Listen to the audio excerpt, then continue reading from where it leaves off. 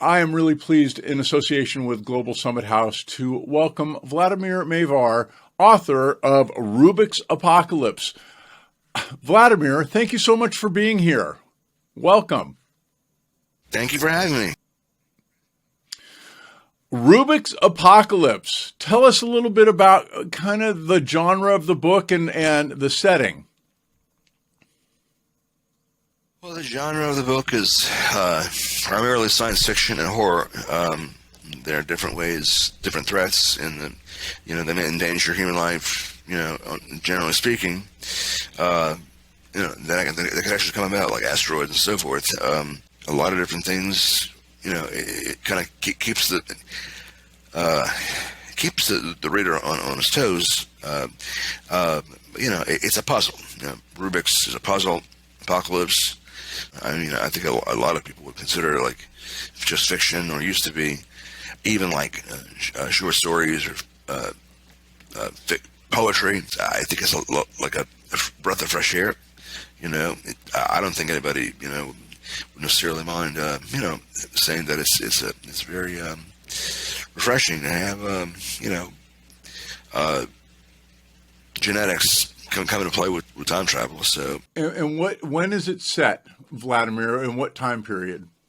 It is set in the contemporary, in the current time, actually 2008 or 9, actually, and it's actually current because that's one of the reasons I thought I kind of have something to have to remember the reader, make it memorable for him, about the search for the God.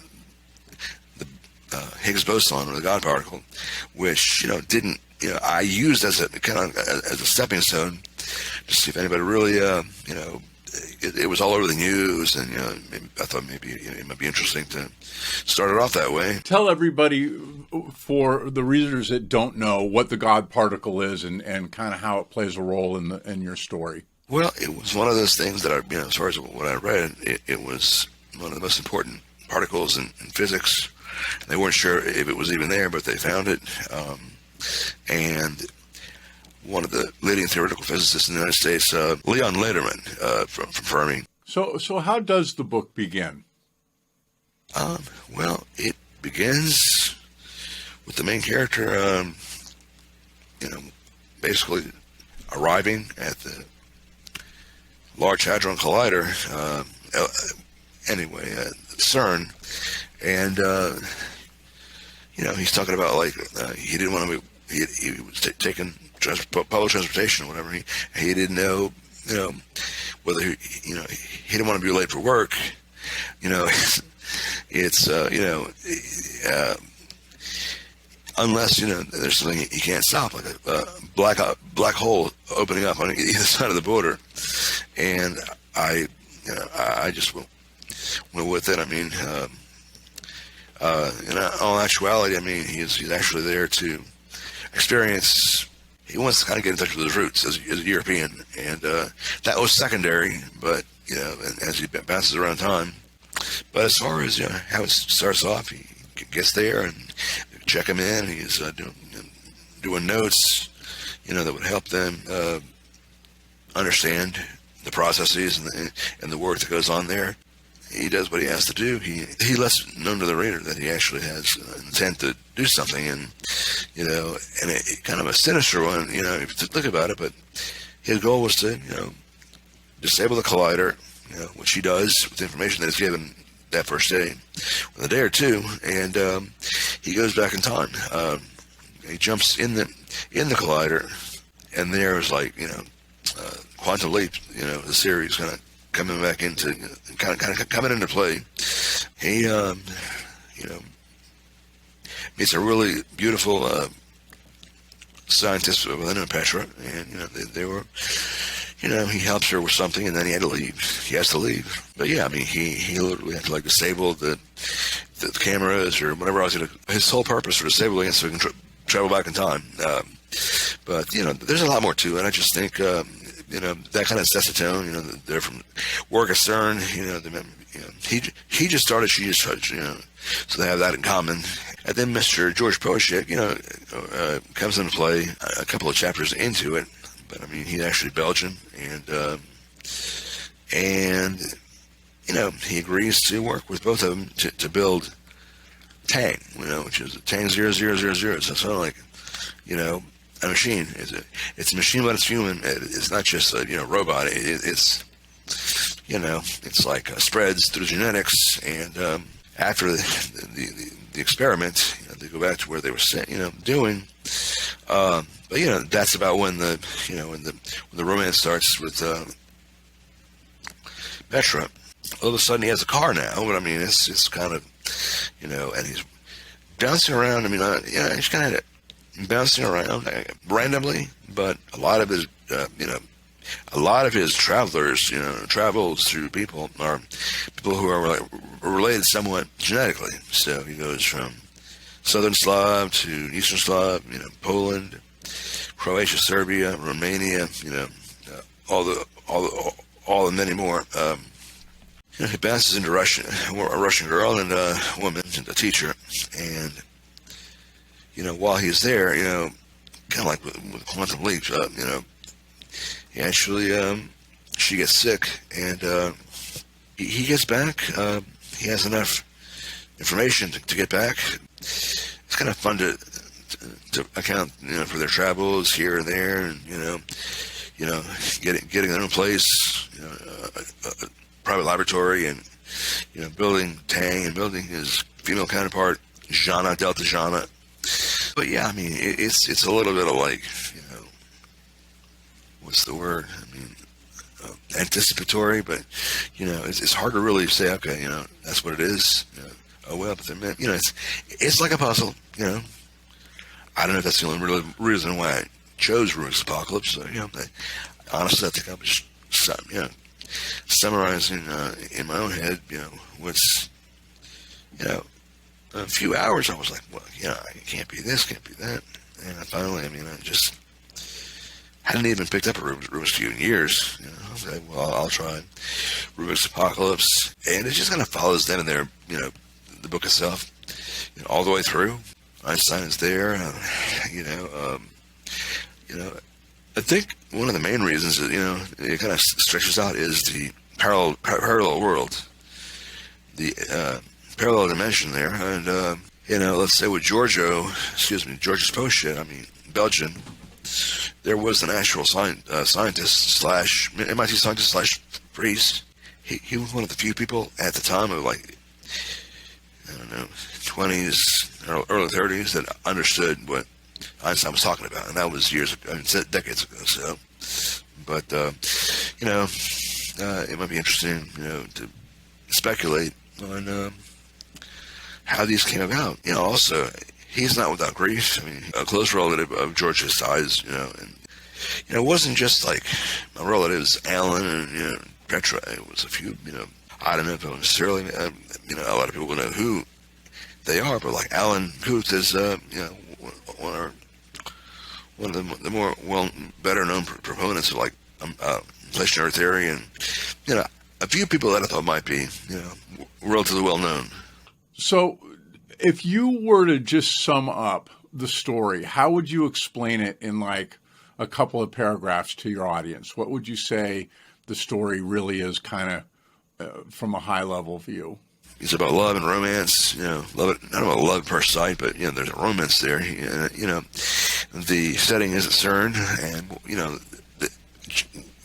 they are just like, us here, non-physicists, they're working for something that, is important. And what is it that's important to them? Discovering the Higgs boson, or, that's secondary, but, it's about love and, just, life. We're looking for life.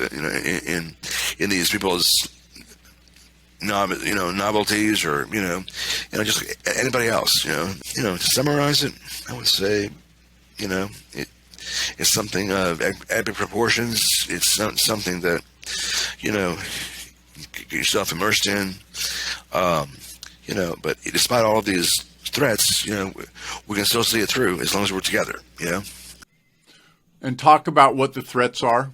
The black hole that some people had actually stated, in a real sense that might happen, swallow everything, including the Earth. That's the most important maybe one. But there's also, the 2008, 2009, 10. It was actually, there was some threats of like, North Korea's missile program and all that. And so, but warfare, pandemics. In a way, it seems like humankind might in the future be able to control weather patterns, and that's not quite where we are, but it's like a little more advancement, and we might be able to control our destiny, but somewhat. So that and that's actually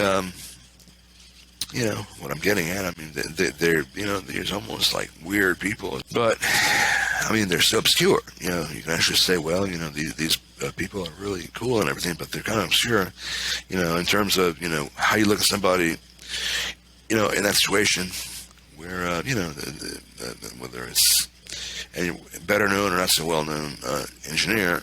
The main thing is we got to stick together, and if not, then we're doomed. So how does the love between Alan and Petra impact the story? Why is it important to the story? I don't know. It's simple to say, for anybody. I mean, love is a good thing. It's necessary for, live a good life or whatever. But they both have having been employed or having currently employed at CERN,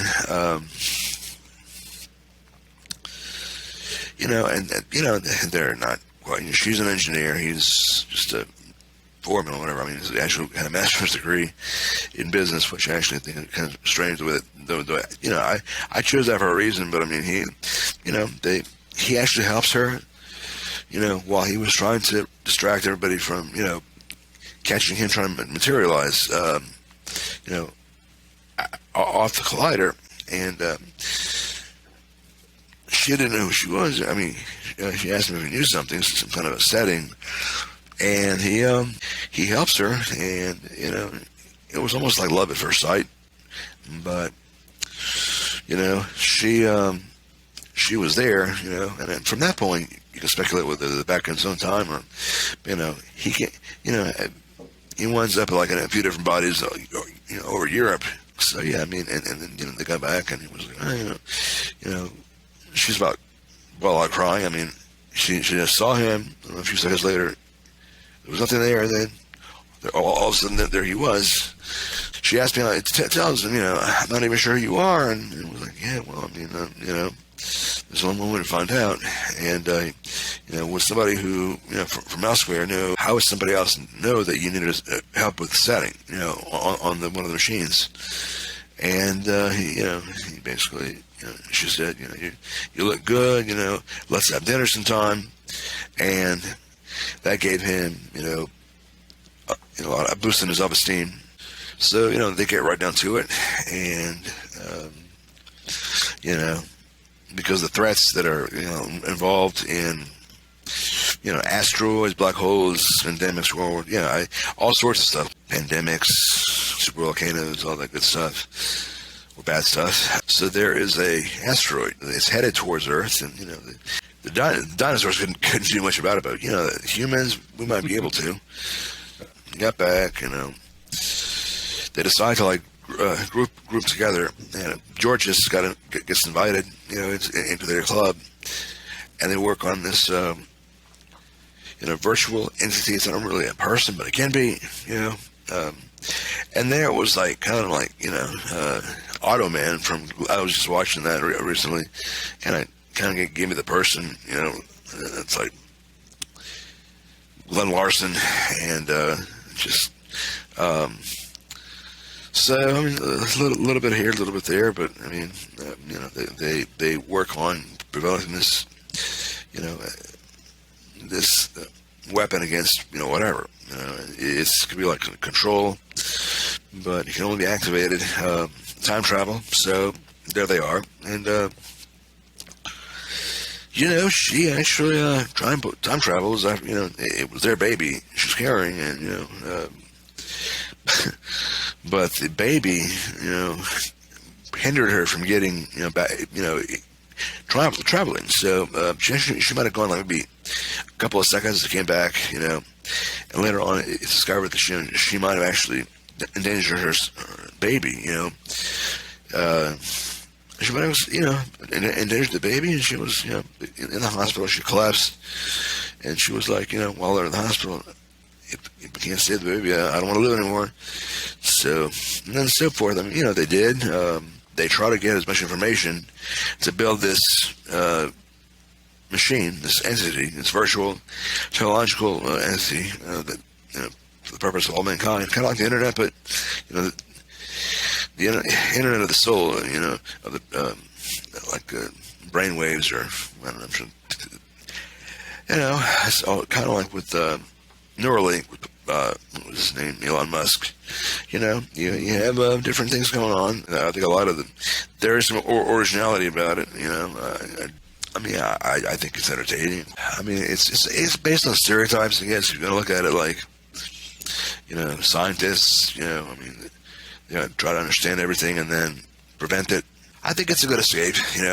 We've got to wrap up pretty quick, but let's talk about for a second. What is it that you want the reader to walk away with, Vladimir? What do you think that they should, if they get the book the way that you've intended it, what do they see? What do they walk away with? The generation that's probably going to be reading the book, are a lot more maybe open to various things going on. They're the most tech savvy, and and so if we can fight together, we'll live together. We'll survive a lot longer, and we keep in touch with ourselves. And so don't be afraid of the future. Have faith and hope. In a better tomorrow. But do what you can in your own way to contribute, like a meaningful, even if incremental way of looking at things. And so we're all in this together. So Vladimir Mavar, thank you so much for your time today talking about Rubik's Apocalypse. It's going to be a fascinating book that you can find on Booktopia, on Amazon, and also on Barnes & Noble. Thank you so much, Vladimir. I appreciate your time. Thank you, Chris. Have a great day.